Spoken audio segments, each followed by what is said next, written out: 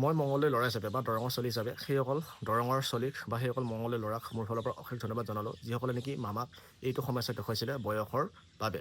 তো যিহেতু সকলোৱে গম পাইছা নিশ্চয় যে এইবাৰ আমাৰ অসম আৰক্ষীত এপ্লাই আবেদন কৰিবৰ কাৰণে আমাৰ অসম আৰক্ষীৰ যিটো বয়সৰ সময়সীমা আছিলে 18 বছৰ বা 25 বছৰ, তো তাৰ পৰিৱৰ্তে এতিয়া 18 বছৰ বা 26 বছৰ কৰি দিলে। তো এই 18 বছৰৰ পৰা 26 বছৰ কৰি দিয়া আঁৰৰ যিকেইজন মানুহে প্ৰশ্ন কৰিছিলে, তো সেই প্ৰশ্নটো কেনেকুৱা ধৰণৰ আছিলে আৰু কোনকেইজন মানুহে কৰিছিলে, তো তোমালোকক মই এই স্ক্ৰীণত দেখুৱাইছোঁ। এইটো হৈছে ভিডিঅ'।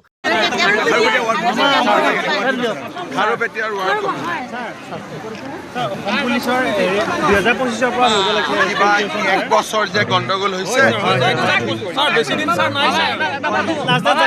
তো যিটো নেকি কুৱেশ্যন কৈছিলে যে মামা আমাৰ বয়সৰ কাৰণে আমি এপ্লাই কৰিব নোৱাৰিলোঁ, তো যিহেতু 1/1/2025 ধৰিব লাগিছিলে, কিন্তু 1/1/2026 ধৰিলে, তাৰ বাবে আমাৰ বয়সটো অলপ বেছি হৈ গ'ল। তো এতিয়া আমি এপ্লাই কৰিব পৰা নাছিলোঁ। মামা আপুনি অলপ চাই দিয়ক বুলিও কৈছিলে, কিন্তু মামায়ে কৈছিলে যে মই চাই দিম। তো এতিয়া চাওক, ফাইনেলি মামাই যিহেতু চালে আৰু 18 বছৰ বা 26 বছৰ বয়স কৰি দিলে, আৰু যিখিনি নেকি এপ্লাই আবেদনৰ ক্ল'জ হৈছিলে, তো সেইখিনি এপ্লাই আবেদনৰ সময়ো 22 তাৰিখৰ পৰা প্ৰায় 15 দিনৰ কাৰণে খুলি দিব। আৰু তাৰ লগতে মামাক অশেষ ধন্যবাদ মোৰ ফালৰ পৰা আৰু আমাৰ ইণ্টাৰভিউ মাৰি থকা ল'ৰা ছোৱালী সমাজৰ ফালৰ পৰা। তো তাৰ লগতে মই দৰঙৰ ল'ৰা বা দৰঙৰ চলি হিচাপে মোৰ সেই দৰঙৰ ল'ৰা বা দৰঙৰ বন্ধু ঋতুপৰ্ণ বৰা, তাৰ লগতে যিখিনিয়ে এই কুৱেশ্যনটো কৰিছিলে মামাক, তো বা সেই সমস্যা দেখুৱাইছিলে মামাক, তো তাৰ বাবে তোমালোকক মোৰ ফালৰ অশেষ ধন্যবাদ। তো আজিৰ ভিডিঅ'টো এইখিনি আছিলে।